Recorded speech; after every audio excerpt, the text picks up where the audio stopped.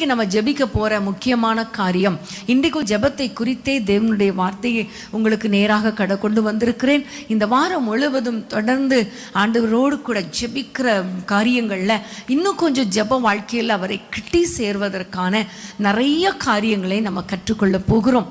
ஏனென்றால் ஜெபம் மிக மிக முக்கியமானது.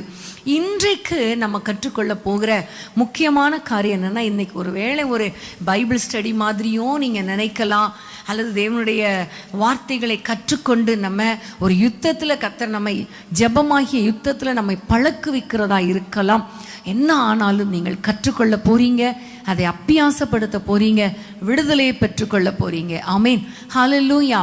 இன்றைக்கு நான் உங்களோடு கூட பேச போகிற காரியம், உங்களுக்கு கற்றுக் கொடுக்கிற முக்கியமான காரியம், நமக்கு விரோதமாக சத்துருக்கள் எழும்பும் பொழுது அவர்களுக்கு விரோதமாக நம்ம எப்படி ஜெபிப்பது, எப்படி ஜெயத்தை பெற்றுக்கொள்வது, அல்லது நமக்கு விரோதமாக எழும்புகிற சத்துருக்களுக்கு விரோதமாக எப்படி நாம் யுத்தம் பண்ணுவது. அதாவது ஜெபம் ஒரு யுத்தம், ஜெபம் ஒரு யுத்தம், அதை மறந்து போய்விடக்கூடாது. ஆண்டவரை நோக்கி கெஞ்சுவதும் ஜெபம்தான், பிசாசின் கிரியைகளை அழிப்பதும் ஜெபம்தான், மக்களுக்காக மன்றாடி கண்ணீர் வடித்து ஜெபிப்பதும் மன்றாடுவதும் ஜெபம்தான். இப்படி ஜெபத்துல பல விதங்கள் இருக்கிறது. இன்றைக்கு நம்ம சத்ருவின் கிரியைகளை அழித்து ஜெபிக்கிற ஜெபத்தை குறித்து நம்ம கற்றுக்கொள்ள போகிறோம். வேதத்திலே நம்ம எல்லாருக்கும் தெரியும், நிறைய பிசாசின் கிரியைகள் நமக்கு விரோதமாக வருகிறதை அறிகிறோம்.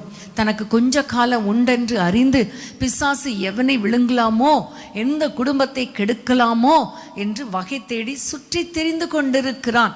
இப்படிப்பட்ட சூழ்நிலையில பிசாசின் கிரியைகளை நம்ம அறிந்து அவற்றை அழித்து செயல்பட வேண்டும். இப்போ நம்ம வாசிக்க போற முக்கியமான ஒரு வேத வசனம், எல்லாரும் திருப்பிக் கொள்ளுங்கள். நியாயாதிபதிகள் 1ஆம் அதிகாரம் முதல் 2 வசனங்களை நான் வாசிக்க கேட்க போகிறோம். நியாயாதிபதிகள் 1ஆம் அதிகாரம் முதல் 2 வசனங்கள். யோசுவா மரித்த பின் இஸ்ரவேல் புத்திரர் கர்த்தரை நோக்கி, கானானியரை எதிர்த்து யுத்தம் பண்ணும்படி எங்களில் யார் முதல் எழுந்து புறப்பட வேண்டும் என்று கேட்டார்கள்.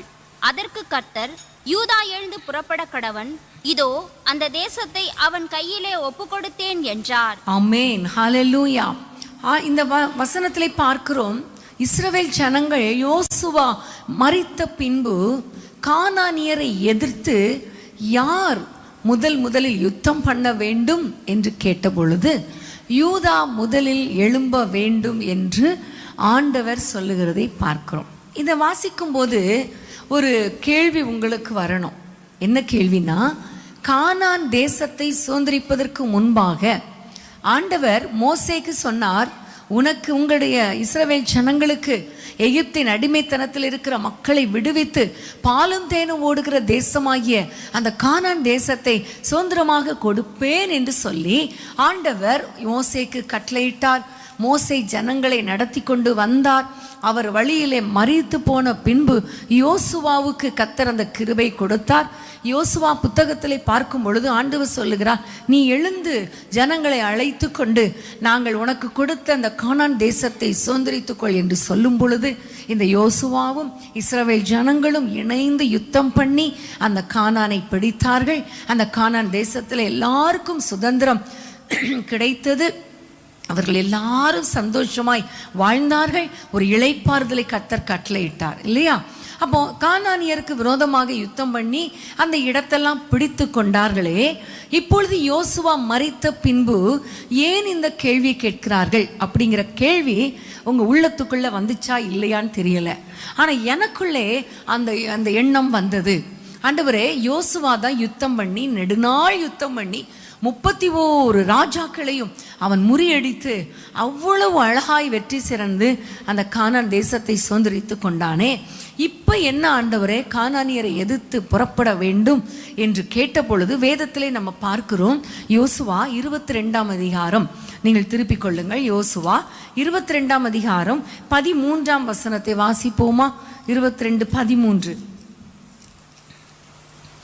கீலேயா தேசத்தில் இருக்கிற ரூபன் புத்திரனிடத்திற்கும் காத் புத்திரரிடத்திற்கும் மனாசேயின் பாதி கோத்திரத்தாரிடத்திற்கும் ஆசாரனாகிய எலியாசரிடத்திற்கும் குமாரனாகிய பினகாசையும் 23 உங்கள் தேவனாகிய கர்த்தர் இனி இந்த ஜாதிகளை உங்களுக்கு முன்பாக துரத்திவிட மாட்டார் என்றும், உங்கள் தேவனாகிய கர்த்தர் உங்களுக்கு கொடுத்த இந்த நல்ல தேசத்திலிருந்து அழிந்து போகும் மட்டும் அவர் உங்களுக்கு கண்ணியாகவும் வலையாகவும் உங்கள் விழாக்களுக்கு சவுக்காகவும் உங்கள் கண்களுக்கு முள்ளுகளாகவும் இருப்பார்கள் என்று நிச்சயமாய் அறியுங்கள்.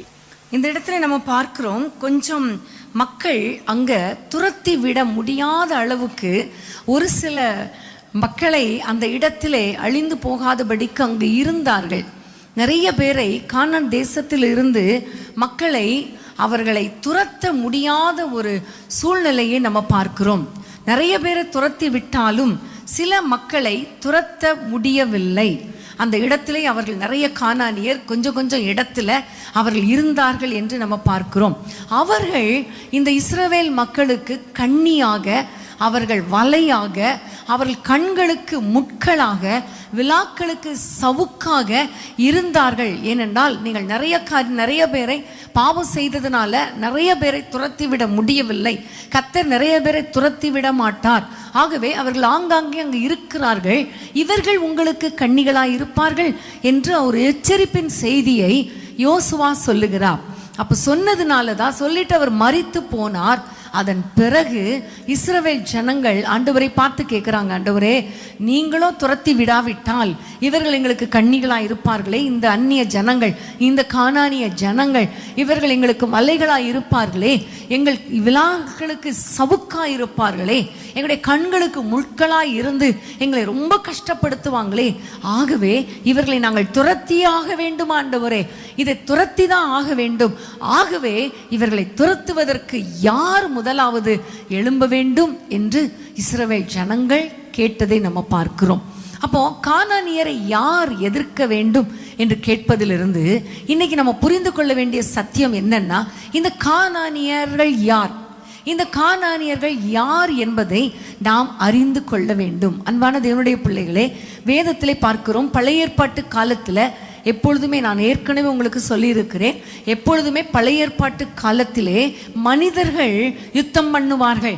கோலியாத் யுத்தம் பண்ணுவான், பார்வோன் யுத்தம் பண்ணுவான், மீதியானியர் யுத்தம் பண்ணுவார்கள், அமலேக்கியர் யுத்தம் பண்ணுவார்கள். இங்க பார்க்கிறோம் நம்ம எல்லாரும் கானானியர் யுத்தம் பண்ணுகிறார்கள். ஆனால் புதிய ஏற்பாட்டு காலத்திலே வரும்பொழுது மாம்சத்தோடு இரத்தத்தோடு நமக்கு போராட்டம் கிடையாது. வான மண்டலத்தில் இருக்கிற பொல்லாத ஆவிகளின் சேனைகளோடு நமக்கு போராட்டம் உண்டு. வான மண்டலத்தில் இருக்கிற பொல்லாத ஆவிகளின் சேனைகள். அப்போ இந்த நாட்களில் இப்படிப்பட்ட சேனைகள் நம்மோடு கூட யுத்தம் பண்ணுகிறது. நம்ம ஒருவேளை பாவத்தில் இருக்கும் பொழுது, பிசாசின் அடிமைத்தனத்தில் இருந்தோம், இயேசுவின் இரத்தத்தினால கழுவப்பட்ட பிறகு கர்த்தருடைய ஆசீர்வாதத்தை சுதந்திரித்து கொண்டாலும் அவ்வப்போது வருகிற பிசாசின் கிரியைகள், ஆன மண்டலத்தில் இருக்கிற பொல்லாத ஆவிகள் ஆங்காங்கே இருந்து நமக்கு விரோதமாக, நமக்கு கண்ணிகளாக, நமக்கு வலைகளாக, நம்முடைய விழாக்களுக்கு சவுக்காக, நம்முடைய கண்களுக்கு ஒரு முட்களாக பல விதங்களில் கிரியை செய்து கொண்டிருக்கிறது. அப்படிப்பட்ட ஆவிகள்ல ஒன்றுதான் இந்த கானானிய ஆவி. இந்த கானானிய ஆவி என்று சொல்லும் பொழுது இவைகள் எப்படிப்பட்டது என்பதை நம்ம அறிந்து கொள்ளணும். அப்பதான் இன்றைக்கு நம்முடைய வாழ்க்கையில கிரியை செய்கிற அந்த கானானிய ஆவிகளை நம்ம துரத்த முடியும். இந்த கானானியர் இவங்களுடைய ஹிஸ்டரியை நம்ம பார்த்தோம்னா, முதல்ல நம்ம பார்க்க போறோம் ஆதியாகமம் புத்தகத்துல தான். எப்பொழுதுமே இந்த ஆதியாகமத்துல தான் எல்லாமே ஆரம்பம் இல்லையா? ஆரம்பம் முதல் ஆதியாகமம் தான். அப்ப பார்க்கும் பொழுது நீங்க எல்லாம் திருப்பிக் கொள்ளுங்கள் வேதத்தை. ஆதியாகமம் 9ஆம் அதிகாரம். 9ஆம் அதிகாரத்துல நோவாவை குறித்து நம்ம பார்க்கிறோம். ஜல பிரளயத்துக்கு பிறகு நோவாவும் அவனுடைய மனைவியும் அவனுடைய 3 பிள்ளைகளான சேம், காம், யாப்பேத், அவருடைய மனைவிமார்கள் ஆக 8 பேர் பேழைக்குள்ளே வைக்கப்பட்டு பாதுகாக்கப்பட்டார்கள். இவர்கள் வெளியில வந்தார்கள். இவர்கள் மூலமாக அதற்கு பிறகு சந்ததி பெருகியதை நம்ம பார்க்கிறோம். அப்போ இந்த 9ஆம் அதிகாரத்துல 21ஆம் அதிகாரத்துல இருந்து 25ஆம் அதிகாரம் வசனம் வரைக்கும், 21ஆம் வசனத்துல இருந்து 25ஆம் வசனம் வரைக்கும் உள்ள சம்பவம் நம்ம ஒவ்வொருவருக்கும் தெரிந்த சம்பவம். நோவா திராட்சரசம் குடித்து அவன் வெறி கொண்டு தன்னுடைய வஸ்திரம் விலகி படுத்திருந்தான். நம்ம எல்லாருக்கும் தெரியும். அப்ப 22ஆம் வசனத்திலிருந்து வாசிப்போமா? 22ஆம் வசனம். அப்பொழுது கானானுக்கு தகப்பனாகிய காம் தன் தகப்பனுடைய நிர்வாணத்தை கண்டு வெளியிலிருந்த தன் சகோதரர் இருவருக்கும் அறிவித்தான். அப்பொழுது சேமும் யாப்பேத்தும் ஒரு வஸ்திரத்தை எடுத்து தங்கள் இருவருடைய தோள் மேலும் போட்டுக்கொண்டு பின்னிட்டு வந்து தங்கள் தகப்பனுடைய நிர்வாணத்தை மூடினார்கள். அவர்கள் எதிர்முகமாய் போகாதபடியினால் தங்கள் தகப்பனுடைய நிர்வாணத்தை காணவில்லை. நோவா திராட்சரசத்தின் வெறி தெளிந்து விழித்தபோது தன் இளையகுமாரன் தனக்கு செய்ததை அறிந்து, கானான் சபிக்கப்பட்டவன், தன் சகோதரரிடத்தில் அடிமைகளுக்கு அடிமையாயிருப்பான் என்றான். இந்த சம்பவம் நமக்கு தெரியும், அழகாக நல்ல தெரியும்.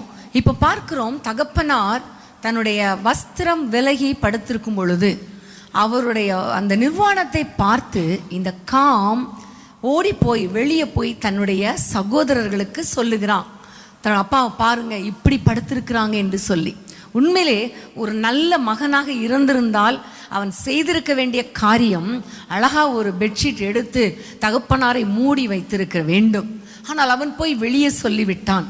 அதே வேளையில அதை கேட்ட சேமும் யாப்பேத்தும் செய்த காரியம், அவர்கள் உள்ள வந்து அவர்கள் பின்பாக வந்து தன்னுடைய தகப்பனுடைய நிர்வாணத்தை பார்க்க கூடாது என்று அந்த வஸ்திரத்தால மூடினதை நம்ம பார்க்கிறோம். அப்போ அவனுக்கு தூங்கி எழுந்த உடனே அவனுக்குள்ளே ஒரு எண்ணம் வருகிறது, இப்படி தன்னுடைய மகன் செய்த காரியம் அவனுடைய இருதயத்திலே வேதனை படுத்தினபடியினால காமுடைய சந்ததியாகிய கானானை சபித்தான். அந்த காம்லிருந்து வந்த சந்ததி தான் கானானியர். இதிலிருந்து நம்ம அறிந்து கொள்ளக்கூடிய காரியம், இந்த கானானியர் என்றாலே அவர்களுடைய ஆரம்பம் என்ன என்றால் கேவலப்படுத்த நினைக்கிற ஆவிகள்.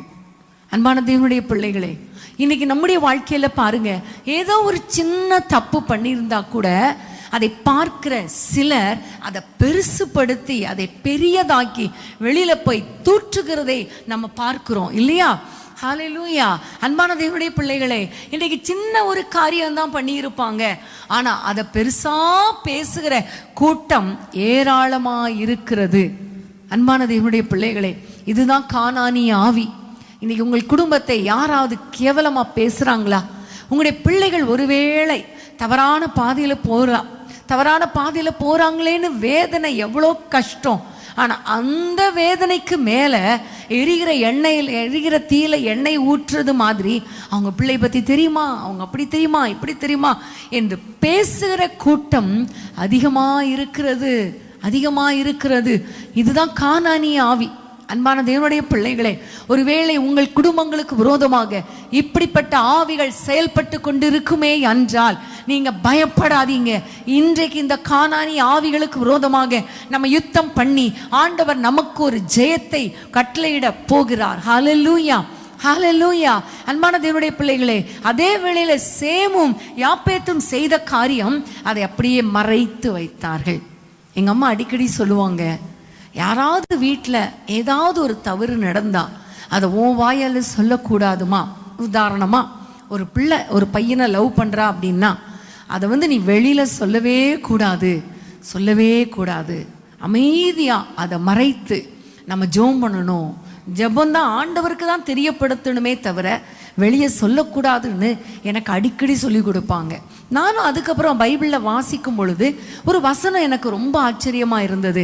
நம்ம எல்லாருக்கும் தெரிந்த வசனம் தான், எபேசியர் 5ஆம் அதிகாரம் 11ஆம் 12ஆம் வசனம். இதை ரொம்ப கருத்தா வாசியுங்க. எபேசியர் 5:11-12 வசனங்கள். கனியற்ற அந்தகார கிரியைகளுக்கு உடன்படாமல் அவைகளை கடிந்து கொள்ளுங்கள். அவர்களால் ஒளிப்பிடத்தில் செய்யப்படும் கிரியைகளை சொல்லுகிறதும் அவலட்சணமாயிருக்கிறது. ஆமென். இந்த வசனம் பாருங்க, கனியற்ற அந்தகார கிரியைகளை உடையவர்களுக்கு நம்ம எச்சரிக்கையா இருக்கணும். ஏன்னா அவங்களுக்கு உடன்படக்கூடாது. ஏனென்றால் அவர்களால் ஒளிப்பிடத்தில் செய்யப்படுகிற காரியங்கள், எப்பவுமே தப்பு எங்க தான் செய்வாங்க? எல்லாருக்கும் முன்பாகவா செய்வாங்க? இல்லை, ஒளிப்பிடத்தில் செய்கிற காரியங்களை சொல்லுவதும் அவலட்சணமானது, கர்த்தருக்கு அது பிரியமில்லாத காரியம், அது கனியற்ற அந்தகார கிரியை. ஆமென். நம்ம நினைப்போம் ஒளிப்பிடத்துல தப்பு பண்றதுதான் தவறு நம்ம நினைப்போம். ஆனா ஒளிப்பிடத்துல தவறு பண்றத வெளியே சொல்றது பாருங்க, அது கர்த்தருடைய பார்வையில அவலட்சணமானது. அப்படிப்பட்ட மனிதர்களை கர்த்தர் விரும்புகிறது கிடையாது. அவர்களை சபிக்கிற தேவனாய் இருக்கிறார். அன்பான தேவனுடைய பிள்ளைகளே, உங்களுடைய வாழ்க்கையில ஒருவேளை மற்றவர்கள் உங்களை குறித்து அவலட்சணமா பேசலாம், பேசிட்டு போட்டோம். ஆனா நீங்க அவங்க பேசினாங்கிறதுக்காகவோ அல்லது யாரோ ஒருவர் குடும்பத்துல தவறான காரியங்கள் நடக்கிறது என்பதை மற்றவர்களுக்கு நம்ம சொல்லும் பொழுது அது கர்த்தருடைய பார்வையில அது ஒரு அவலட்சணமான காரியம். அது நிமித்தம் தேவையில்லாத சாபங்கள் நம்முடைய குடும்பத்துக்கு வருவதற்கு வாய்ப்புகள் இருக்கிறது. அன்பான தேவனுடைய பிள்ளைகளே, உங்க வாழ்க்கையில மற்றவங்க உங்களை நிந்திக்கட்டும் பரவாயில்ல, உங்களுடைய பிள்ளைகளை நிந்திக்கட்டும் பரவாயில்ல. ஆனா யோசேப்புக்கு வராத நிந்தனையா வந்துருச்சு, வரட்டும். ஆனா யோசேப்பு ஒரு வார்த்தையாவது பேசினானா? ஏன் என்னை பத்தி இப்படி பேசுறீங்கன்னு பேசினானா? இல்ல. ஏனென்றால் கர்த்தர் பார்த்து கொள்வார். நீங்க பேசாதீங்க. உங்களை பத்தி கேவலமா பேசலாம், உங்களை பத்தி வெறுப்பா பேசலாம், உங்களை பத்தி ஏளனமா பார்க்கலாம், ஏளனமா பேசலாம், பேசட்டும். பேசுறவங்களுக்கு கர்த்தர் டைம் கொடுத்திருக்கிறார். அன்னைக்கு சீமேயு தாவீதை தூஷித்த பொழுது தாவீது ராஜா என்ன சொன்னார் தெரியுமா? பேசட்டும், அவன் பேசட்டும். ஏன்னா இன்னைக்கு ஆண்டவர் அவனுக்கு கொடுத்திருக்கிறான், டைம் கொடுத்திருக்கிறான், அவன் பேசட்டும். அவன் பேசுகிறதை பார்த்து கர்த்தர் எனக்கு அற்புதங்களை ஆசீர்வாதங்களை கட்டளையிடுவார் என்று சொன்னார் இல்லையா? அதே மாதிரி இன்றைக்கு நான் உங்களை பார்த்து சொல்றேன், பேசுறவங்க பேசட்டும், அதை பத்தி கவலைப்படாதீங்க. ஆனா அதே வேளையில நீங்க இந்த செய்தியை கேட்கிற நீங்க மற்றவர்களை குறித்து ஏளனமா பேசாதீங்க. உங்க மூலமா கேவலமான வார்த்தைகள் வெளியே வரக்கூடாது. இன்னாருடைய பிள்ளைகள் இப்படிப்பட்ட பிள்ளைங்க, இவங்க அப்படிப்பட்ட பிள்ளைங்க, இவங்க இப்படிப்பட்ட பிள்ளைங்கிற வார்த்தை உங்க வாயிலிருந்து வரக்கூடாது. அநேகர் துணிகரமாக தேவ ஊழியர்களை குறித்து கூட பேசுறோம். அன்பான தேவனுடைய பிள்ளைகளை பேசாதீங்க. இதெல்லாம் கேவலப்படுத்துகிற ஆவி. இதை பேசுனீங்கன்னா உங்களுக்குள்ள இந்த கானானி ஆவி கிரியை செய்கிறது என்று அர்த்தம். அன்பான தேவனுடைய பிள்ளைகளே, நீங்க பேசாதீங்க ஒரு பக்கம், அதே வேளையில இன்னொரு பக்கம் உங்களை குறித்து யாராவது பேசுனா இன்னைக்கு ஆண்டவர் நமக்கு சில காரியங்களை கற்றுக் கொடுக்க போகிறார். ஹல்லேலூயா.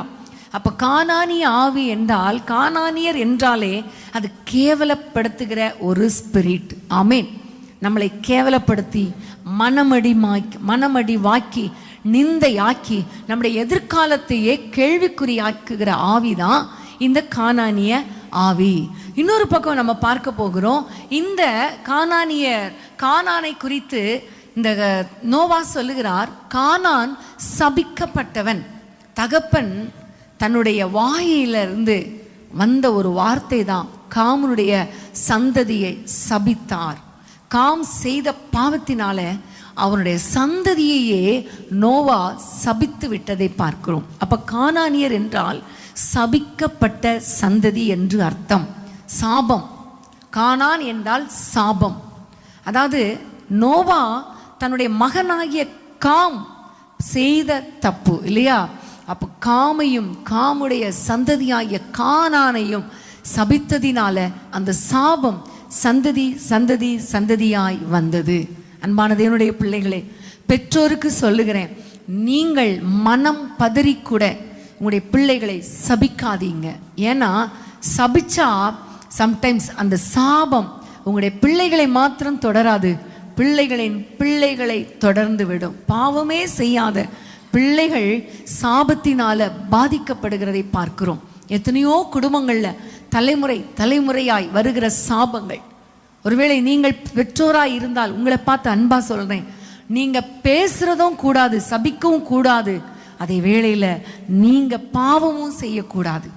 தவறான காரியங்கள், தவறான பாவங்களுக்குள்ள நீங்க சிக்கி இருக்கும் பொழுது உங்கள் நிமித்தம் உங்கள் பிள்ளைகளுக்கு சாபம் வந்துடக்கூடாதே, உங்களுடைய பிள்ளைகள் வாழ்க்கையில சாபம் வந்துடக்கூடாதே. அதை கொஞ்சம் கேர்ஃபுல்லா நீங்க இருக்கணும். என்னுடைய வாழ்க்கை நிமித்தம் என்னுடைய பிள்ளைகள் வாழ்க்கையில சாபம் தொடரக்கூடாது ஆண்டவரே, சாபம் தொடரக்கூடாது. ஹல்லேலூயா. அன்பான தேவனுடைய பிள்ளைகளே, இந்த நேரத்தில் நான் ஒரு தகப்பனாரை உங்களுக்கு சொல்ல விரும்புகிறேன். என்னுடைய தகப்பனார் அவங்க வந்து ஆரம்ப நாட்களில் அவங்க சிகரெட் குடிப்பாங்களாம். திருமணமான கொஞ்ச நாளில் கூட சிகரெட் குடிச்சிருக்காங்க. நல்ல ஒரு தேவ பிள்ளை. ஆனால் முதலாக அவங்களுக்கு ஒரு குழந்தை பிறந்த பொழுது உருவான உடனே எங்கள் அப்பா என்ன சொல்லியிருக்காங்க, இந்த சிகரெட் பழக்கத்தை அடியோடு நான் நிறுத்தி விடுகிறேன். காரணம், என்னுடைய பாவத்தினால என் பிள்ளைகள் சந்ததியாய் சபிக்கப்படக்கூடாது. என்னுடைய பிள்ளை என்னுடைய தவறான காரியத்தை பார்த்து அவன் அந்த தவறான காரியத்தில் நடந்து விடக்கூடாது என்பதற்காக இந்த பழக்கத்தை நான் நிறுத்துகிறேன் என்று நிறுத்தினாங்களாம். பாருங்க, ஒரு தகப்பனுடைய ஒரு கமிட்மெண்ட், ஒரு தகப்பனுடைய பரிசுத்தம் பிள்ளைகளை தொடருகிறது. அப்போ தகப்பனுடைய பாவம் பிள்ளைகளை தொடருமா தொடராதா? தொடரும். ஆமேன். ஆனால் அதே வேளையில் ஆண்டவருடைய இரத்தத்தால் கழுவப்பட்ட பிள்ளைகளாய் இருந்தால் அந்த சாபம் தொடராது.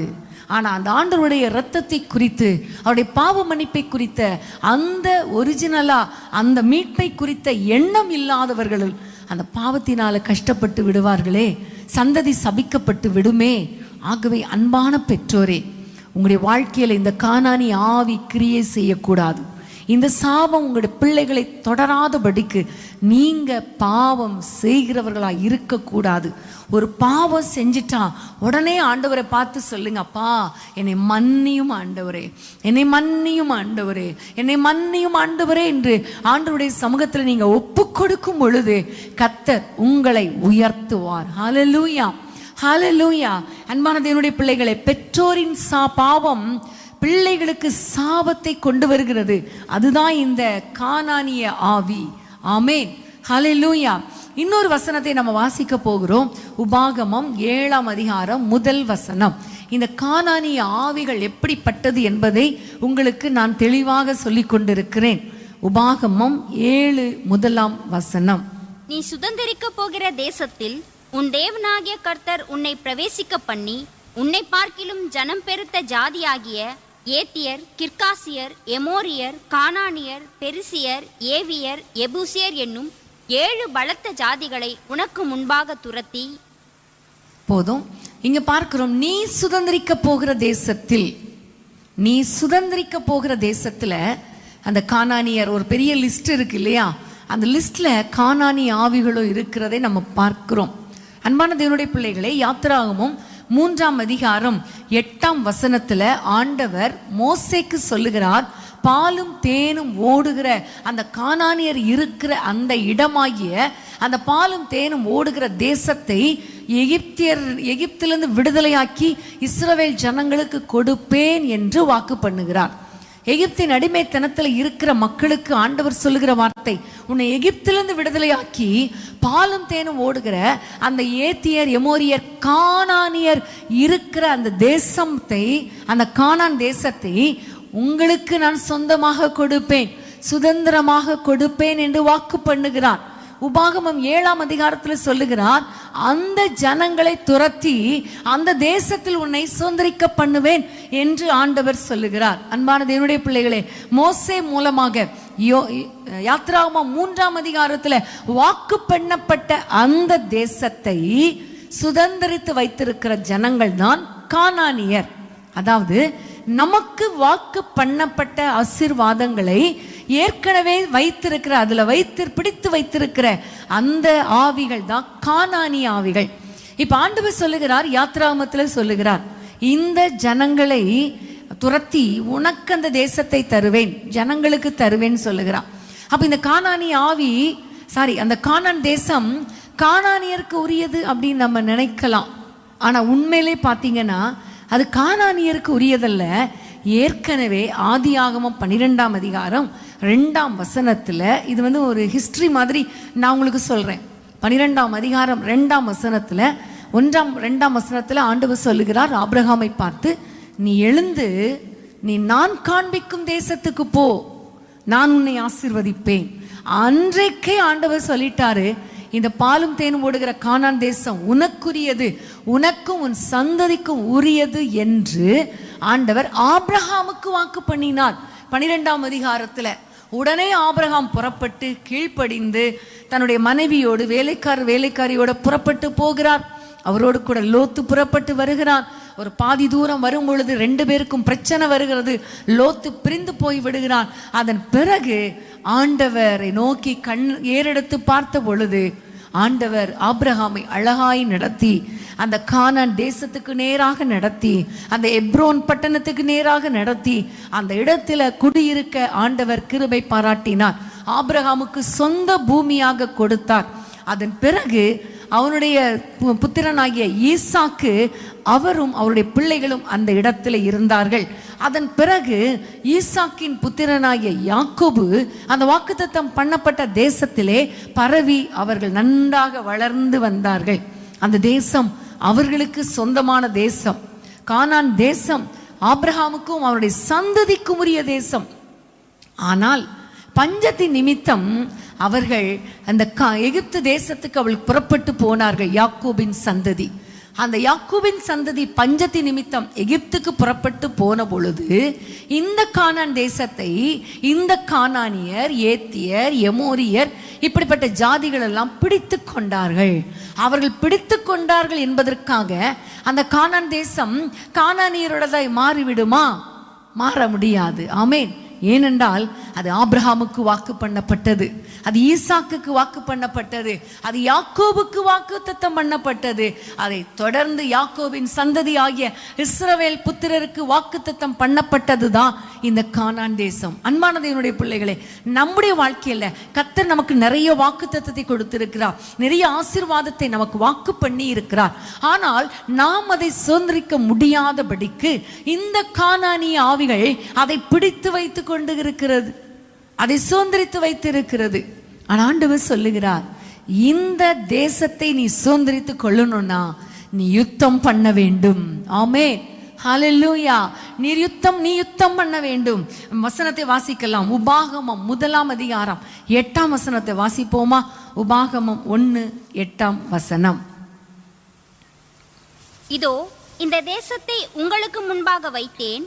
நீங்கள் போய் கர்த்தர் உங்கள் பிதாக்களாகிய ஆபிரகாமுக்கும் ஈசாக்குக்கும் யாக்கோபுக்கும் அவர்களுக்கு பின்வரும் அவர்கள் சந்ததிக்கும் ஆணையிட்டு கொடுத்த அந்த தேசத்தை சுதந்தரித்துக் கொள்ளுங்கள் என்றார். ஆமென், ஹல்லேலூயா. ஆபிரகாமுக்கும் ஈசாக்குக்கும் யாக்கோபுக்கும் அவர்களுக்கு பின்வரும் சந்ததிக்கும் ஆணையிட்டு கொடுத்த தேசம், அதை சுதந்தரித்துக் கொள்ளுங்கள். ஆமென், ஹல்லேலூயா. அன்பான தேவனுடைய பிள்ளைகளே, இந்த கானானியர் என்றாலே ஒன்றை புரிந்து கொள்ளணும். நமக்கு வர வேண்டிய ஆசீர்வாதத்தை, நமக்கு ஆணையிட்டு கொடுத்த ஆசீர்வாதத்தை, நமக்கு வாக்குத்தத்தம் பண்ணின ஆசீர்வாதத்தை ஆக்கிரமித்து வைத்திருக்கிற ஆவிகள் தான் இந்த கானானிய ஆவிகள். உங்களுடைய வாழ்க்கையில பல தடைகள் இருக்கலாம்.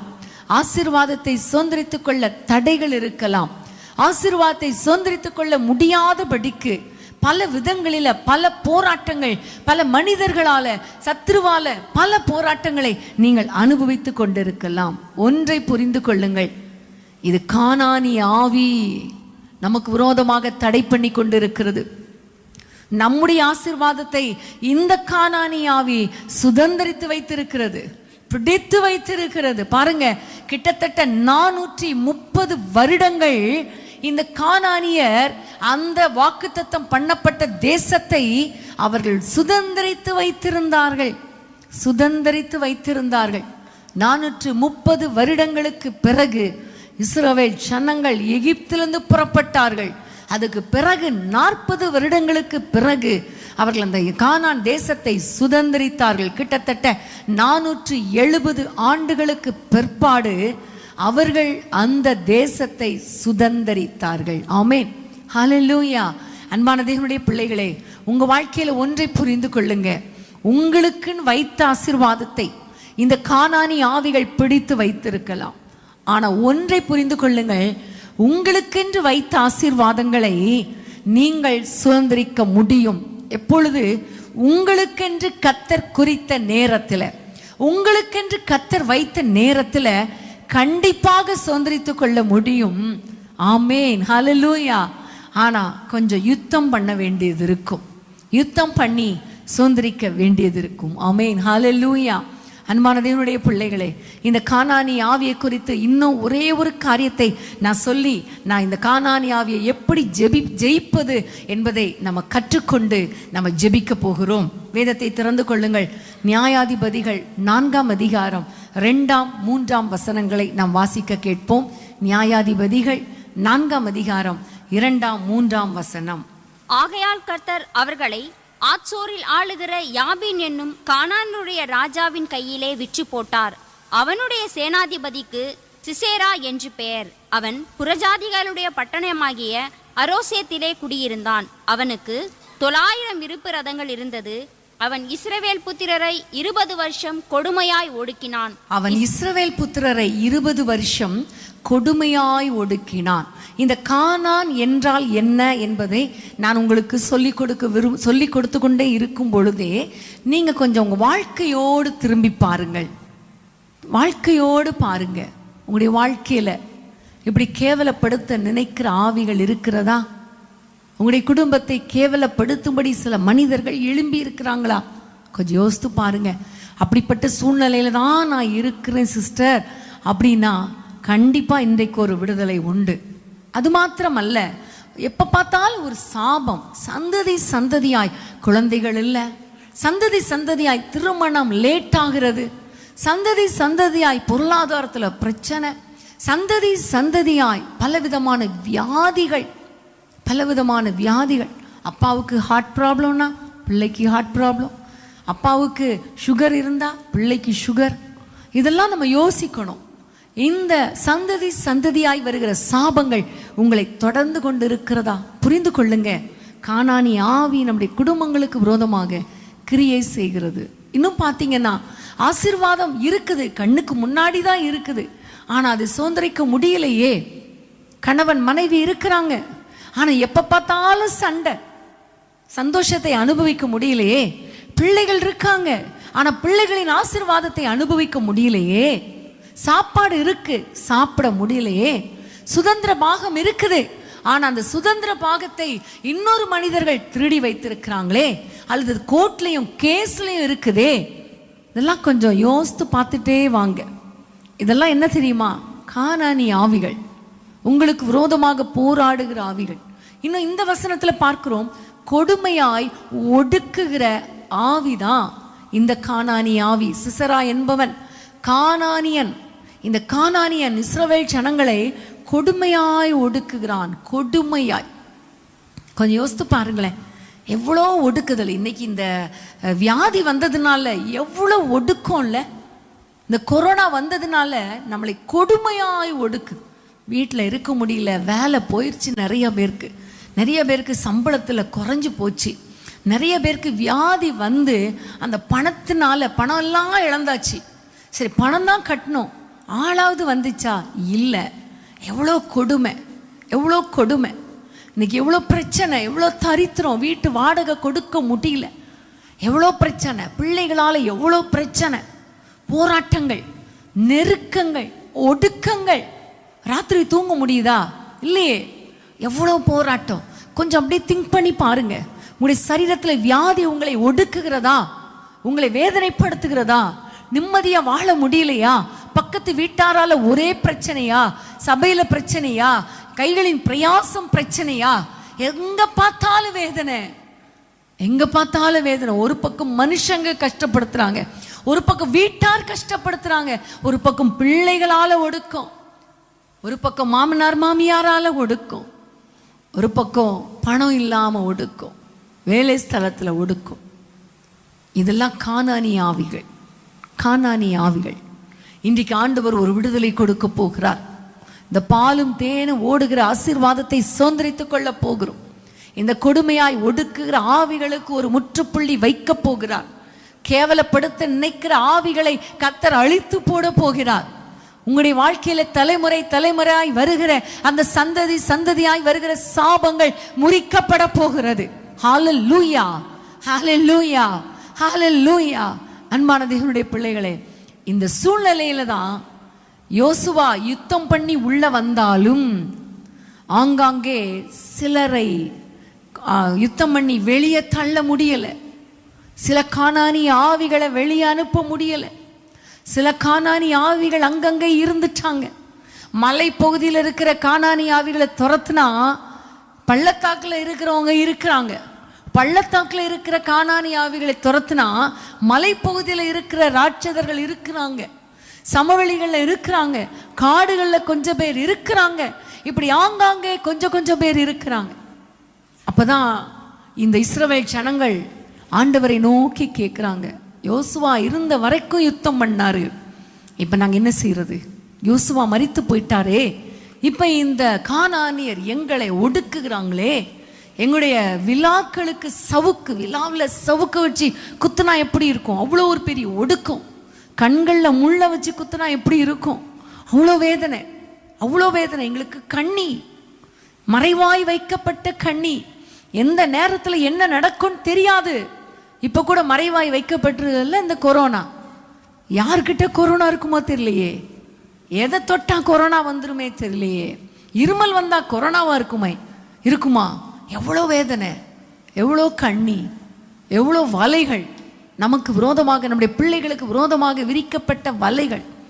ஏசப்பா, ஏசப்பா, இந்த கானானி ஆவியை அழிப்பதற்கு நாங்க என்ன செய்யணும்? இன்னைக்கு ஆண்டவரிடத்துல இதே கேள்வி கேளுங்க. அப்பா, எங்க வாழ்க்கையில கூட இதே பிரச்சனை தான் ஆண்டவரே, இதே போராட்டம் தான் ஆண்டவரே, இப்ப நாங்க என்ன செய்யணும்? அப்பா, நாங்க விட மாட்டோம், இந்த கானானி ஆவியை நாங்க விட மாட்டோம். நாங்க என்ன செய்யணும்? நாங்க என்ன செய்யணும்? இப்ப நீங்க ஆண்டவரிடத்துல கேளுங்க. அப்படி கேட்கும் போது ஆண்டவர் சொல்லுகிறார், யூதா முதல்ல எழும்பணும். ஆமென். யூதா முதல்ல எழும்பணும். ஆமென். ஹல்லேலூயா. அப்ப யூதா அப்படின்னா என்ன, கானான் என்றால் என்னன்னு உங்களுக்கு சொல்லி கொடுத்தேன்.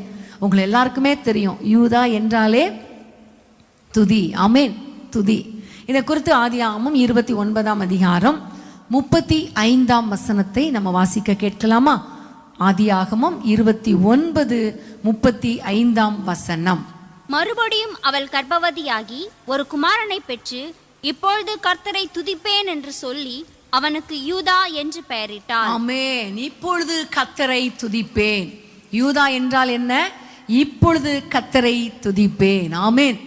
இதுவரைக்கும் அவள் முறுமுறுத்தாள், இதுவரைக்கும் வேதனைப்பட்டாள், இதுவரைக்கும் ராகேலை பார்த்து பொறாமைப்பட்டாள், இதுவரைக்கும் யாக்கோபை பார்த்து கோபப்பட்டாள். ஆனா இப்ப சொல்றாள், இப்பொழுது நான் கர்த்தரை துதிப்பேன். ஆமென். இப்ப ஆண்டவர் உங்களை பார்த்து சொல்லுகிற காரியம், இப்பொழுது ஆண்டவரை நாம் துதிக்க வேண்டும். ஆமென். ஹல்லேலூயா. நீங்க நல்லா துதிங்க, நல்லா துதிங்க.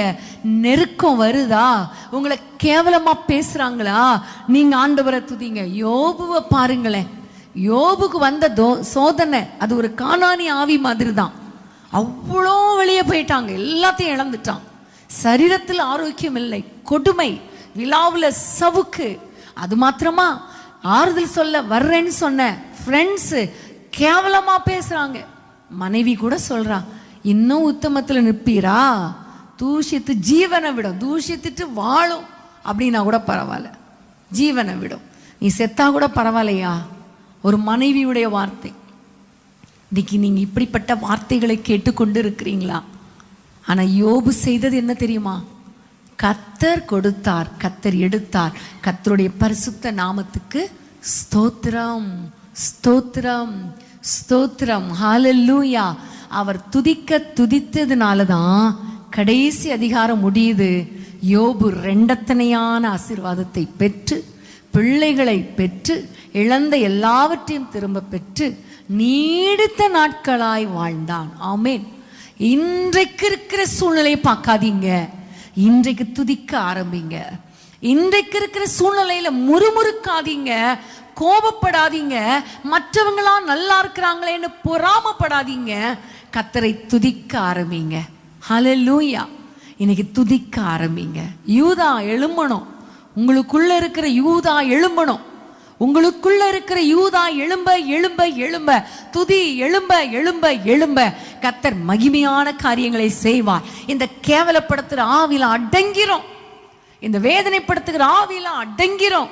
நீங்க துதிக்க துதிக்க சாபங்கள் ஆசீர்வாதங்களாய் மாறிவிடும். நீங்க துதிக்க துதிக்க உங்களுக்கு என்று வைக்கப்பட்ட ஆசீர்வாதங்களை நீங்கள் சுதந்திரிப்பீங்க. நீங்க துதிக்க துதிக்க துதிக்க துதிக்க இந்த கொடுமை, இந்த ஒடுக்கம், இந்த கஷ்டம், எல்லா போராட்டங்களையும் கர்த்தர் மாற்றுவார். ஆமென், ஹல்லேலூயா. இன்னொரு காரியம், யூதா எழும்ப வேண்டும் என்றால் வேதத்தை வாசிப்போம். ஆதியாகமம் 43ஆம் அதிகாரம் 8-9 வசனத்தை வாசிப்போமா? ஆதியாகமம் 43, 8, 9 வசனங்கள். பின்னும் யூதா தன் தகப்பனாகிய இஸ்ரவேலை நோக்கி, நீரும் நாங்களும் எங்கள் குழந்தைகளும் சாகாமல் உயிரோடு இருக்கும்படி நாங்கள் புறப்பட்டு போகிறோம்.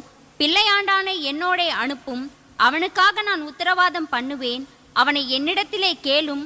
நான் அவனை உம்மிடத்தில் கொண்டு வந்து உமக்கு முன்பாக நிறுத்தாமற் போனால் என்னாலும் அந்த குற்றம் என்மேல் இருப்பதாக. அவனுக்காக நான் உத்தரவாதம் பண்ணுவேன். நான் அவனை உம்மிடத்தில் கொண்டு வந்து உமக்கு முன்பாக நிறுத்தாமல் போனால் அந்த குற்றம் என்மேல் இருப்பதாக. யூதா என்றால் என்ன அர்த்தம்? உத்தரவாதம். உத்தரவாதம் எடுத்து ஜெபிக்கிற ஒரு மனிதன் தான் யூதா. ஹல்லேலூயா. என்னுடைய சகோதரனை யோசேப்புன்னு தெரியாமலே பென்யமீனை கூட்டிட்டு வாங்கன்னு சொன்னாரு. இங்க பயங்கர பஞ்சம். தகப்பனிடத்துல கெஞ்சு கேட்கிறான், அப்பா பென்யமீனை என்கிட்ட அனுப்புங்க, என்னுடைய பிள்ளைய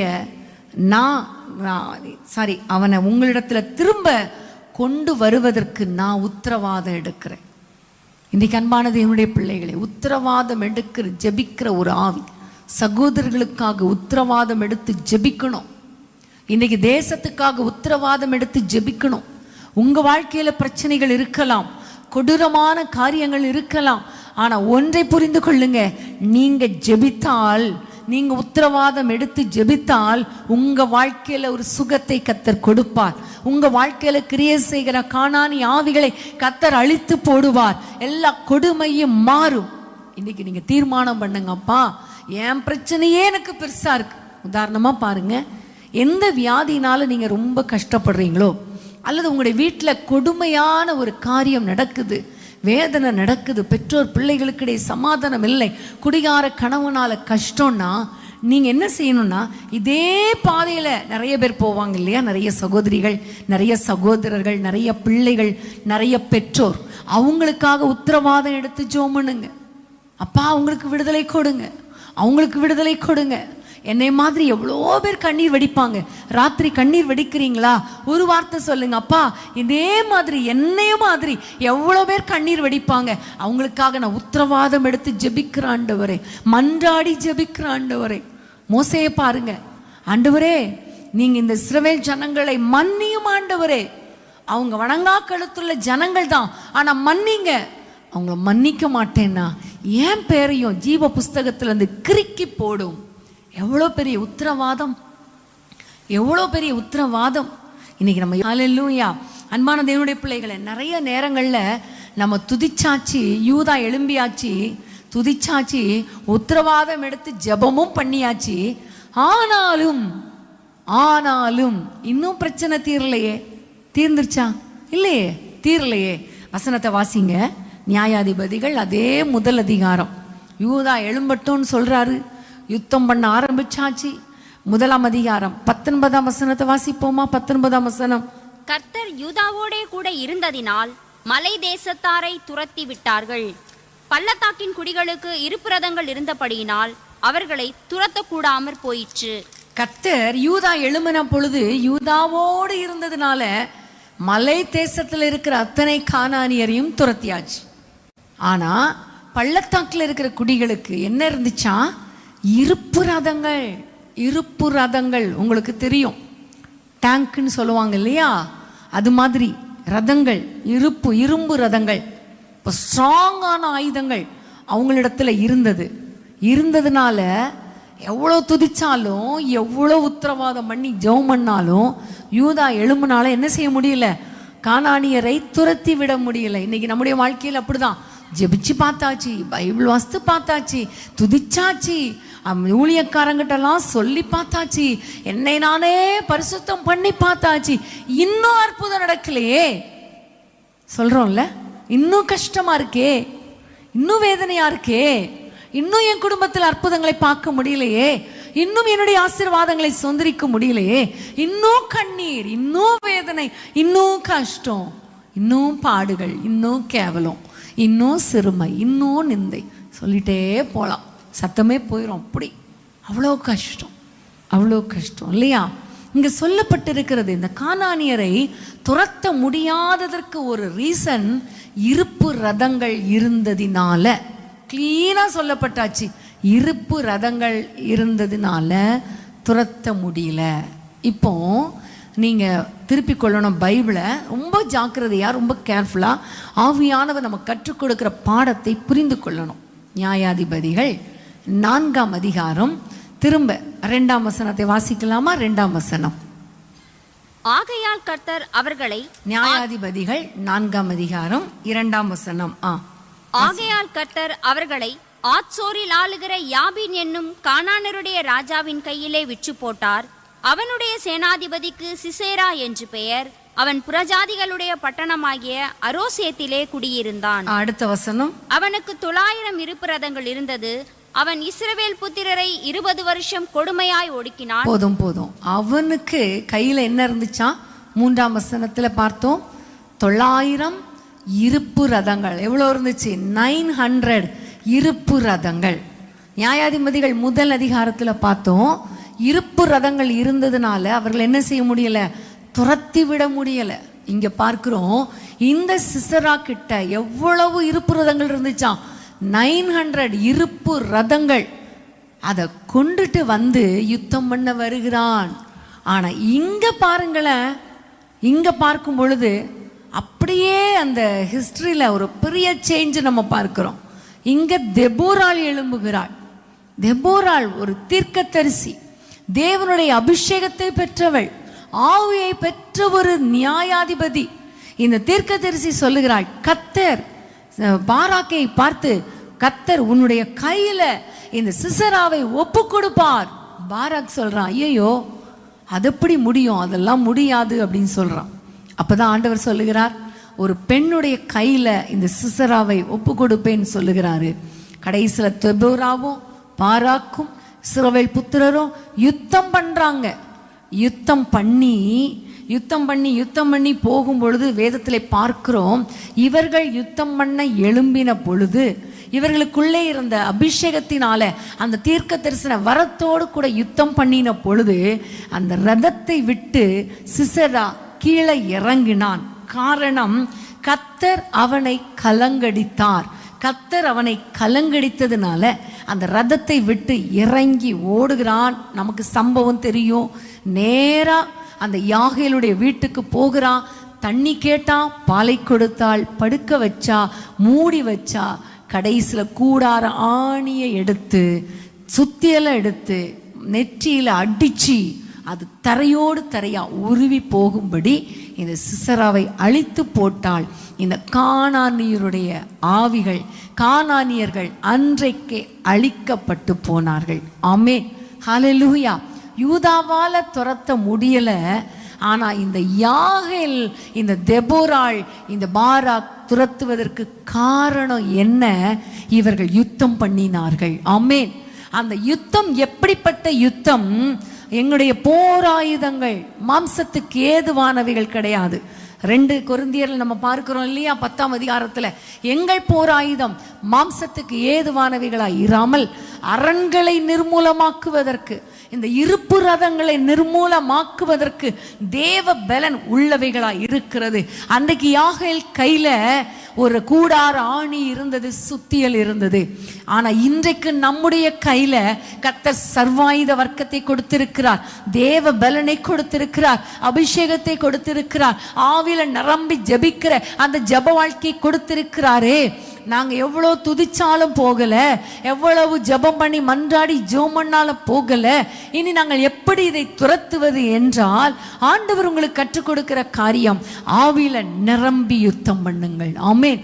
யுத்தம் பண்ணுங்கள். நீங்க எழும்பிட்டா போதும், கையில ஆணியை எடுத்துட்டா போதும். ஒரு பெண், ஒரு சாதாரண பெண் ஒரு ஆணி எடுத்து ஒரு மனுஷனுடைய தலையை அடிக்க முடியுமா அப்படின்னா முடியாதுதான். ஆனா அவளுக்குள்ள ஒரு தேவ பலன் செயல்பட்டது. நீங்க உங்களால இயன்றதை நீங்க செய்ய ஆரம்பிங்க. உங்களுக்குள்ள இருந்து செயல்படுகிற தேவ வல்லமை எல்லா சிசராக்களை, எல்லா கானானி ஆவிகளை கலங்கடிக்கும். ஹல்லேலூயா. அன்பான தேவனுடைய பிள்ளைகளே, இன்னைக்கு ஆண்டவரை நம்பி வந்திருக்கிற நமக்கு விரோதமாய் எழும்புகிற இந்த கானானி ஆவிகளுக்கு எவ்வளவு இருப்பு ரதங்கள் இருந்தாலும் பரவாயில்லை. கர்த்தர் நமக்கு முன்பாக அவர் போகிறபடினால, அவர் நமக்கு முன்பாக போய் அவர் நமக்காக யுத்தம் பண்ணி இந்த சிசராக்களை, கானானி ஆவிகளோடு யுத்தம் பண்ணி கலங்கடித்து அவைகளை அழித்து போட அவர் வல்லவராய் இருக்கிறார். இன்னைக்கு ஆண்டவரிடத்துல கேளுங்க, அப்பா எனக்கு இந்த ஆயுதங்கள் தேவை, இந்த ஆவியின் பட்டயம் தேவை, இந்த ஆவியின் பலன் தேவை ஆண்டவரே. ஹல்லேலூயா. எல்லாரும் கேட்கலாமா? ஆண்டவரை பார்த்து கேட்கலாமா? அப்பா எங்களுக்கு இந்த ஆவியின் பலனால எங்களை நிரப்புங்க, நாங்க யுத்தம் பண்ணுகிறோம் ஆண்டவரே. அன்றைக்கு எப்படி சிசராவை ஆண்டவர் அந்த யாகையில் அழித்து போட்டாலோ அதே போல ஆண்டவரை நாங்கள் அழித்து போடணும். அதற்கு எங்களுக்கு ஒரு பலன் தேவை, அதற்கு எங்களுக்கு ஆயுதம் தேவை. அந்த ஆயுதம் ஆவியின் ஆயுதம். எங்கள் போராயுதங்கள் மாம்சத்துக்கு ஏதுவானவைகள் அல்ல. அரண்களை நிர்மூலமாக்க, இருப்பு ரதங்களை நிர்மூலமாக்க, கானானி ஆவிகளை நிர்மூலமாக்க தேவ பலம் உள்ளதா இருக்கிறது. ஹல்லேலூயா. தெபோராளுக்குள்ளே கிரியை செய்த அந்த அபிஷேகம், பாராக்குக்குள்ளே கடந்து வந்த அந்த அபிஷேகம், அப்படியே யாகேலுக்குள்ளே கடந்து வந்த அந்த அபிஷேகம் இன்றைக்கு உங்கள் வாழ்க்கையில சந்ததி சந்ததியாய் வருகிற சாபங்களை, சந்ததி சந்ததியாய் வருகிற கேவலப்படுத்த நினைக்கிற கானானி ஆவிகளை, சந்ததி சந்ததியாய் உங்களுடைய ஆசீர்வாதத்தை, உங்களுடைய சுதந்திர பாகத்தை திருடி வைத்திருக்கிற இந்த கானானி ஆவிகளை, சந்ததி சந்ததியாய் உங்களை கொடுமையாய் ஒடுக்குகிற கானானி ஆவிகளை கண்ணியாக, வலைகளாக, விழாக்களில் சவுக்காக, கண்களில் முள்ளாக உங்களை குத்தி கொண்டிருக்கிற, வேதனைப்படுத்தி கொண்டிருக்கிற இந்த கானானி ஆவிகளை, இருப்பு ரதங்களை வைத்து உங்களை துரத்த முடியாதபடிக்கு, நிம்மதியாய் வாழ விடாதபடிக்கு உங்கள் ஆசீர்வாதங்களை பிடித்து வைத்திருக்கிற இந்த கானானியாவில் அழிப்பதற்கு இன்றைக்கு தேவ பலன். ஆமென். இன்றைக்கு ஒரு அபிஷேகம் ஆண்டவரிடத்தில் கேளுங்க, இந்த அபிஷேகத்தால் எங்களை நிரப்புங்கப்பா. ஹல்லேலூயா, ஹல்லேலூயா. இந்த ஆவியின் வல்லமையோடு கூட எல்லாரும் கண்களை மூடி ஆண்டவரை நோக்கி ஜெபிப்போமா? ஆண்டவரே, எங்களுக்கு நீ கொடுத்த அபிஷேகம் போதாது, இன்னும் அபிஷேகம் தாங்கப்பா, இன்னும் பலன் தாங்கப்பா. இன்னும் நாங்கள் துதிக்கணும், உத்தரவாதம் எடுத்து ஜெபிக்கணும், மன்றாடி ஜெபிக்கணும். அது மாத்திரம் அல்ல அப்பா, ஆயுதங்களை ஏந்தி நாங்கள் யுத்தம் பண்ணணும், ஆவில நிரம்பி யுத்தம் பண்ணணும். ரீபாக்காபா சந்தலாபா, எவ்வளவு வேதனைப்பா, எவ்வளவு கேவலம், எவ்வளவு நிந்தைகள், எவ்வளவு அவமானங்கள். ஹல்லேலூயா. செஞ்ச குற்றத்தை சொன்னாலே அவமானம், செய்யாத குற்றத்தை செஞ்சா இன்னும் எவ்வளவு அவமானம். அப்பா எவ்வளவு கஷ்டம் அப்பா, வெட்கத்தை அனுபவித்து கொண்டிருக்கிறேன். கவலைப்படாதீங்க, இன்றைக்கு இந்த கானானி ஆவிகள் அழிக்கப்பட போகிறது. நீங்க துதிக்க ஆரம்பிங்க, ஸ்தோத்திரம் பண்ண ஆரம்பிங்க. இப்பொழுது நான் துதிப்பேன், இப்பொழுது நான் துதிப்பேன் என்று சொன்னாலே நீங்க துதிக்க ஆரம்பிங்க. ஹல்லேலூயா. இந்த கானானி ஆவிகள், கானானி ஆவிகள் உங்களுடைய சுதந்திர பாகத்தை, உங்களுக்கு வர வேண்டிய அந்த ஆசீர்வாதத்தை திருடி வைத்திருக்கிறதே, அவைகளை ஆண்டவர் துரத்தி கொண்டிருக்கிறார். ஹல்லேலூயா. ரீபா லாபா சந்தா லாபா. அன்றைக்கு தெபோராளும் இந்த பாராக்கும் எழும்பினார்கள். ஆனால் வேதம் சொல்லுகிறது, நட்சத்திரங்கள் தங்கள் அவயவங்களில் இருந்து சிசராவோட யுத்தம் பண்ணினது. கர்த்தர் அந்த சேனையை கலங்கடித்தார். நீங்க எழும்பிட்டா போதும், ஆவியில நிரம்பி ஜெபித்துட்டா போதும், கர்த்தர் உங்களுக்காக யுத்தம் பண்ணுவார். இந்த கானானி ஆவிகளை இப்ப துரத்துகிறார். ஹல்லேலூயா. கொடுமையாய் ஒடுக்குகிற ஆவி, கொடுமையாய் ஒடுக்குகிற ஆவி, கண்களுக்கு நித்திரையை வரவிடாத ஆவி. ஹல்லேலூயா. ஓரா பாலா ஷபா பாபா. இப்பொழுது இப்பொழுது இப்பொழுது ஒரு வல்லமை, தேவ பலன் உங்களுக்குள்ளே இறங்குகிறது, உங்களுக்குள்ளே இறங்கி கொண்டிருக்கிறது. ஹல்லேலூயா. ஆவியில நிரம்புங்க, அந்நிய பாஷைகளை பேசுங்க, ஸ்தோத்திரம் பண்ணுங்க. இப்பொழுது கர்த்தர் சேனைகளோடு கூட யுத்தம் பண்ணி கொண்டிருக்கிறார். நட்சத்திரங்கள் இப்பொழுது உங்களுக்காக இந்த கானானி ஆவிகளோடு யுத்தம் பண்ணி கொண்டிருக்கிறது. ரீபா ராபா சந்தா லாபா வெட்கம் அனுபவித்த அதே தேசத்துல அதே இடத்துல உங்களை தலை நிமிர்ந்து நிற்க பண்ணுவார். எந்த சுதந்திரத்தை எந்த ஆசீர்வாதத்தை பிசாசு திருடி வைத்திருக்கிறானோ அந்த பலவானை முந்தி கட்டுவோம், முந்தி கட்டுவோம். ஹல்லேலூயா. பலவானை முந்தி கட்டினால் ஒழிய அந்த ஆசீர்வாதங்களை அவன் பிடித்து வைத்திருக்கிற ஆசீர்வாதங்களை நாம் சுதந்திரிக்க முடியாதே. இப்பொழுது முந்தி கட்டுவோம். ரீகா ராபா சந்தா லாபா. ஹல்லேலூயா. சாபங்களை ஆசீர்வாதமாய் மாற்றுவீராக. ஆண்டவரே, சத்ருவின் கிரியைகள் இயேசுவின் நாமத்தில் அழிக்கப்படுவதாக. அப்பா, யாரெல்லாம் வேதனையோடு கூட கஷ்டத்தோடு கூட நிம்மதி இல்லையே, சமாதானம் இல்லையே, நிந்தை அவமானம் ஒரு பக்கம், எங்களுக்கு வர வேண்டிய ஆசீர்வாதம் இன்னும் வரலையே, எங்களுக்கு வர வேண்டிய குழந்தை பாக்கியம் கிடைக்கலையே, திருமணம் நடக்கலையே, எங்களுக்கு வர வேண்டிய ஆண்டவரை சந்தோஷமான ஆசீர்வாதமான காரியங்கள் இன்னும் வரலையே, பிசாசு திருடி வைத்திருக்கிறானே என்று கஷ்டத்தோடு இருக்கிறாங்களே, இப்பொழுது இப்பொழுது உம்முடைய வல்லமுள்ள கரம் இவர்களுக்கு நேராக நீட்டப்படட்டும். இவர்களுக்கு விரோதமாக கிரியை செய்கிற கானானி ஆவிகள் அழிக்கப்படுவதாக, அழிக்கப்படுவதாக, அழிக்கப்படுவதாக. இப்பொழுது இப்பொழுது கர்த்தாவே, அந்த கிரியைகளை அழித்து போடுங்க. சாபங்கள் ஆசீர்வாதமாய் மாறட்டும், சாபங்கள் ஆசீர்வாதமாய் மாறட்டும். இப்பொழுதே இப்பொழுதே எந்த இருப்பு ரதங்களை துரத்த முடியலன்னு சொன்னாங்களோ அந்த இருப்பு ரதங்களை முறித்து போடுவீராக. நெருப்பினால் சுட்டெரித்து போடுவீராக, அக்கினினால் சுட்டெரித்து போடுவீராக, கலங்கடிப்பீராக. ஹல்லேலூயா. நம்முடைய பிள்ளைகளுக்கு ஒரு விடுதலை உண்டாகட்டும். எல்லா கானானி ஆவிகளில் இருந்து நம்முடைய பிள்ளைகள் விடுதலை ஆகி ஆசீர்வாதங்களை சுதந்திரித்து, அப்பா, ஆபிரகாமுக்கு தகப்பனாருக்கு ஆண்டவரை பெற்றோருக்கு ஆண்டவரை வாக்கு பண்ணின ஆணையிட்டு கொடுத்த அந்த ஆசீர்வாதங்களை பிள்ளைகள் சுதந்திரிக்கும்படி கிருபை பாராட்டுவீராக. பிரிந்த குடும்பங்கள் இணைக்கப்படட்டும். ஆண்டவரை, குடியின் ஆவிகள், கொடுமையாய் ஒடுக்குகிற ஆவிகளில் இருந்து நம்முடைய பிள்ளைகளுக்கு ஒரு விடுதலை தாங்க. ஹல்லேலூயா. ஆண்டவரை, பிள்ளைகளுடைய காரியங்கள், தவறான பழக்க வழக்கங்கள் இயேசுவின் நாமத்தில் முறிக்கப்படுவதாக. சத்ருவின் கிரியைகள் அழிக்கப்படுவதாக. தடைகள் மாறுவதாக. அற்புதங்கள் நடப்பதாக. நிம்மதியாய் வாழ்வார்களாக. இளைப்பாறுதல் உண்டாவதாக. இளைப்பாறுதல் உண்டாவதாக. அவரவர் தங்கள் தங்கள் தேசத்திலே சுகமாய் தங்கி இருப்பார்களாக. கர்த்தர் யுத்தம் பண்ணி விட்டதற்காய் நன்றி. கிரியை செய்து விட்டதற்காய் நன்றி. கரங்களை தட்டி ஆண்டவரை நன்றியோடு எல்லா ஸ்தோத்திரம் பண்ணுங்க. வாய்களை திறந்து ஸ்தோத்திரம் பண்ணுவோமா? ஸ்தோத்திரம் அப்பா. எதிரிகள் என்னை சுற்றி வந்தாலும் தூதர் சேனைகள் கொண்டு என்னை காப்பாரே. எதிரிகள் என்னை சுற்றி வந்தாலும் தூதர் சேனைகள் கொண்டு என்னை காப்பாரே. ஆவியினால் யுத்தம் வெல்வேனே, சாத்தானை சமுத்திரம் விழுங்குவே. ஆவியினால் யுத்தம் வெல்வேனே, சாத்தானை சமுத்திரம் விழுங்குமே.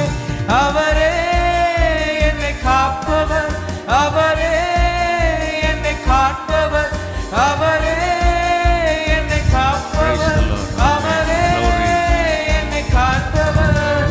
சிங்கக்கேவியோ சூழலிருப்போ அவர் என்னை காத்திடுவார். சிங்கக்கேவியோ சூழலிருப்போ அவர் என்னை காத்திடுவார். என்னை காப்பவர் அவரே, என்னை காப்பவர் அவரே, என்னை காப்பவர் அவரே, என்னை காப்பவர். சிங்கக்கேவியோ சூளை நெருப்போ அவர் என்னை காத்திடுவார். சிங்கக்கேவியோ சூளை. Amen, amen. Praise the lord. எல்லா கரங்களை தட்டி சொல்லுவோம். எனக்குள்ளே வந்ததால் சூழ்ச்சிகள் என்னை ஒன்றும் செய்யாது. ராஜ்யம் எனக்குள்ளே வந்ததால் சூழ்ச்சிகள் என்னை ஒன்றும் செய்யாது.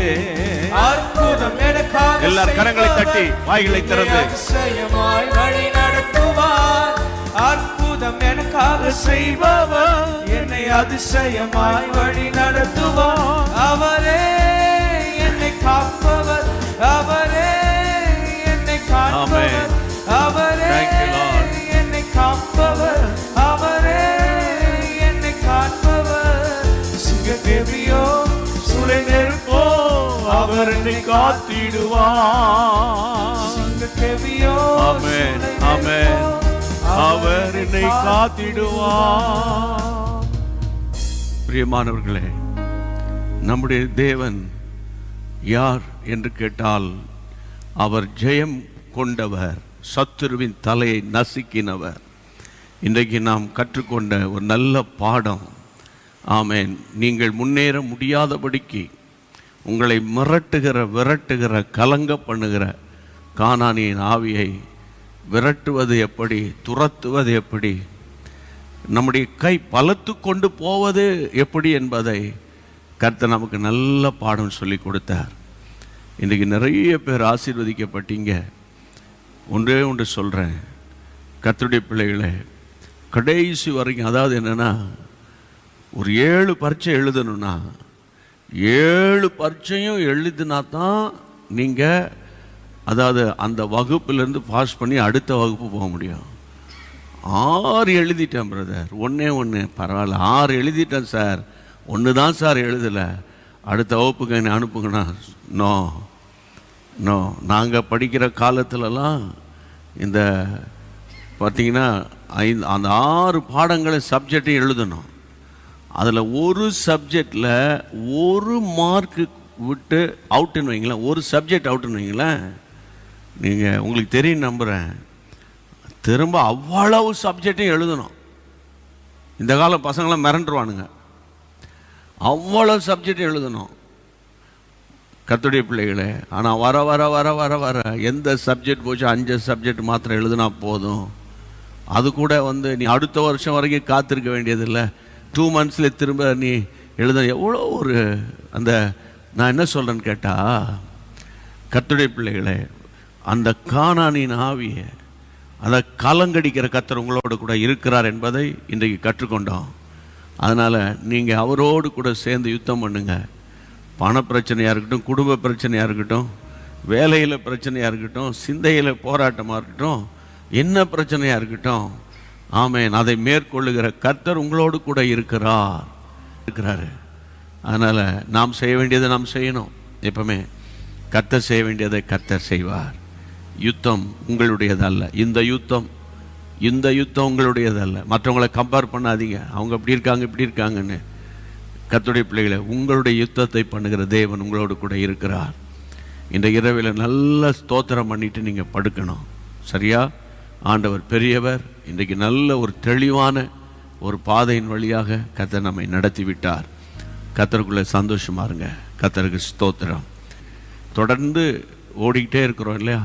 கர்த்தருடைய பூரண ஆரோக்கியம், பூரண பலன், தெய்வீக பாதுகாப்பு. எங்கள் பரிசுத்தமுள்ள நல்ல தகப்பனே, வானத்துக்கும் பூமிக்கும் சகல அதிகாரங்கள் படைத்த எங்கள் அருமையான இயேசு ராஜா, இந்த கடினமான காலத்தில் இன்றைக்கு மட்டும் எத்தனை பேர் காதுல இந்த கானானின் ஆவியை நீ ஜெயிக்கலாம், நீ துரத்தலாம், நீ விரட்டலாம், நீ மேற்கொள்ளலாம், உன் கை மேலோங்கும் என்று சொல்லப்பட்ட சத்தம் கேட்டதோ அத்தனை வீடுகளிலும் நீண்ட காலமாய் நிலுவையில் கிடக்கிற கோர்ட்டு கேஸு, விவாகரத்து, அந்த ஆண்டவரே மற்றும் பலவிதமான பயங்கரமான போராட்டங்கள், வியாதிகள், ஆண்டவரே பலவீனங்கள், வீட்டில் குவாரண்டைன் பண்ணி இருக்கிற பிரச்சனைகள் எல்லாவற்றிலும் பூரணமான சுகம்.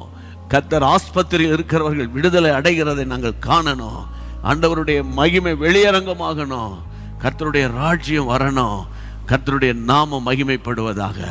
இன்றைக்கு என் ஜெபத்தை நீர் கவனிக்கிறீர், கேட்கிறீரப்பா. உமக்கு ஸ்தோத்திரம், ஸ்தோத்திரம், ஸ்தோத்திரம். இயேசுவின் நாமத்தில் பிதாவே, ஆமென், ஆமென். இணைந்து சொல்வோம். என் ஆத்துமாவே கர்த்தரை ஸ்தோத்திரி, என் முழு உளமே பரிசுத்த நாமத்தை ஸ்தோத்திரி. என் ஆத்துமாவே கர்த்தரை ஸ்தோத்திரி. கர்த்தர் செய்த சகல உபகாரங்களை மறவாதே. ஆமென்.